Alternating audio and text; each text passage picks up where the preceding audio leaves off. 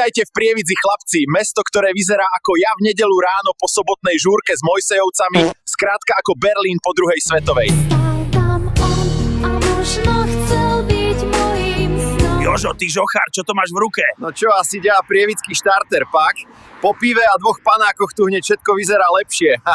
Chlapci moji, Prievidza je tak unikátne mesto, že ju ani Google nedokáže presne skopírovať, preto sa budovy a lokácie môžu líšiť, tak nepičujte. Zastavili sme sa aj v Korze, špekulant Jožko tu plánuje prenajať priestor a poskytovať dievčencom české masáže. If you know, you know.